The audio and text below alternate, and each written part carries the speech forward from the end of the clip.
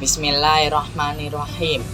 Assalamualaikum warahmatullahi wabarakatuh. Perkenalkan, nama saya Ilham Ahmad Habibi dari kelas 10-4. Di sini saya akan membahas bab 4 tentang asuransi bank dan koperasi syariah. Asuransi syariah memiliki arti saling menanggung atau menanggung bersama. Adalah sistem perlindungan finansial yang didasarkan pada prinsip-prinsip syariah Islam, yaitu tolong-menolong. Adapun unsur-unsur yang terdapat dalam asuransi syariah, yang pertama, pihak tertanggung, yang kedua, pihak penanggung, yang ketiga, akad atau perjanjian asuransi, yang keempat, peristiwa yang tidak dapat diprediksi, yang kelima, kerugian. Sejarah berdirinya asuransi syariah. Perusahaan asuransi yang pertama kali berdiri di Indonesia diprakarsai oleh pemerintah Hindia Belanda, bergerak di bidang asuransi sektor perkebunan yang bernama Batavia CZN Brand Assurantie Maatschappij pada tahun 1843. Asuransi tersebut mencakup segala risiko yang diakibatkan oleh kebakaran dan risiko kecelakaan pada saat pengangkutan hasil perkebunan. Berturut-turut kemudian berdirilah perusahaan asuransi lain. Adapun perusahaan asuransi syariah pertama di Indonesia adalah PT Asuransi Takaful Keluarga yang didirikan pada 5 Mei 1994 dan mulai beroperasi pada 25 Agustus 1994. Pendirinya merupakan bagian dari PT Syarikat Takaful Indonesia yang lebih dulu dibentuk sebagai perusahaan perintis asuransi syariah. Dasar hukum asuransi syariah adalah salah satunya ada di Quran surat Al-Maidah ayat 2 yang artinya tolong menolonglah kamu dalam mengerjakan kebajikan dan takwa, dan jangan tolong menolong dalam berbuat dosa dan permusuhan. Hukum asuransi syariah menurut para fuqaha. Hukum asuransi menurut para fuqaha diiringi dengan perbedaan pendapat. Ada yang melarang, ada yang memperbolehkan. Namun, yang memperbolehkan berpegang pada kaidah ushul fikih yang artinya hukum asal sesuatu adalah boleh, kecuali ada dalil yang mengharamkannya. Rukun, syarat, dan larangan asuransi syariah. Rukun asuransi syariah terdiri dari 4 hal, yaitu yang pertama, kafil, yang kedua, makfulah, yang ketiga, makful anhu, yang keempat, makful bi. Adapun syarat dan larangan bagi orang yang akan melaksanakan asuransi syariah. Yang pertama, balik, yang kedua, berakal, yang ketiga, bebas berkehendak, yang keempat, tidak sah transaksi atas sesuatu yang tidak diketahui, yaitu gharar. Yang kelima, tidak sah transaksi jika mengandung unsur riba. Yang keenam, tidak sah transaksi jika mengandung praktik perjudian, yaitu maisir. Manfaat asuransi syariah.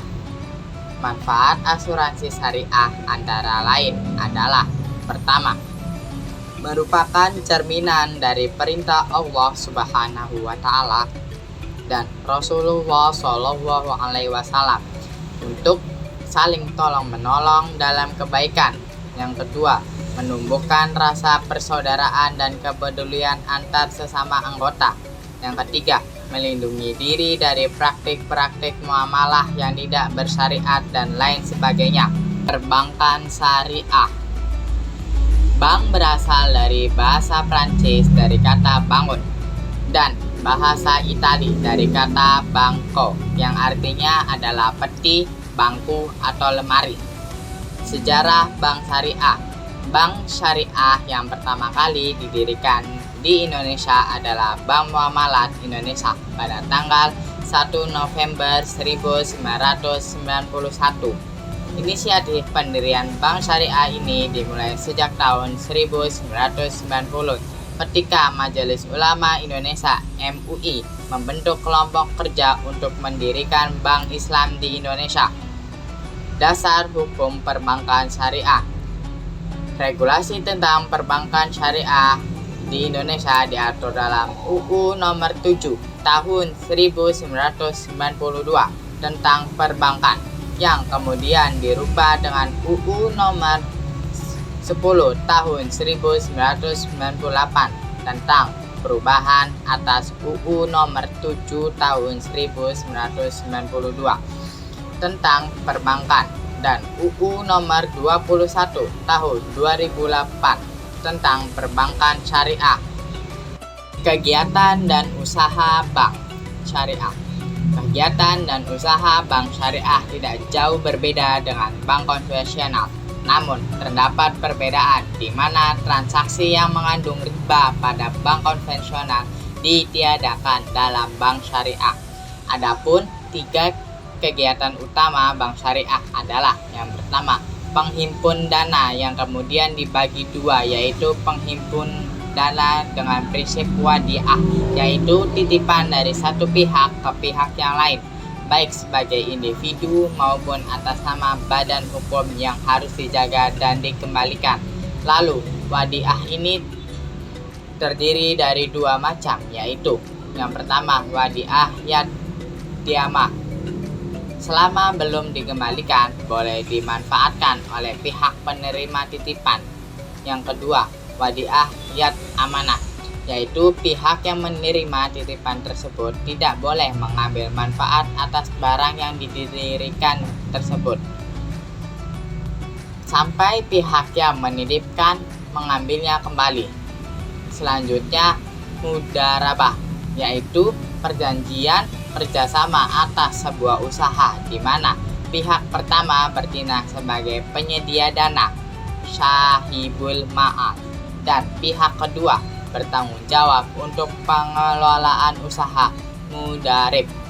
Mudharabah terbagi menjadi tiga macam, yaitu yang pertama, mudharabah mutahlaqah, yaitu pemilik modal tidak memberi batasan jenis usaha. Yang kedua, mudharabah muqayyadah, yaitu pemilik modal memberi syarat tertentu. Yang ketiga, mudharabah masyarakat, yaitu menyertakan modalnya dalam kerjasama investasi. Penyaluran dana. Bank syariah menyalurkan dana kepada masyarakat dalam bentuk sebagai berikut. Yang pertama, jual beli yang terdapat tiga skema, yaitu jual beli dengan skema murabahah, jual beli dengan skema salam, jual beli dengan skema istisna. Yang kedua, investasi terbagi dua skema, yaitu mudharabah musyarakah, sewa menyewa, dibagi menjadi dua skema.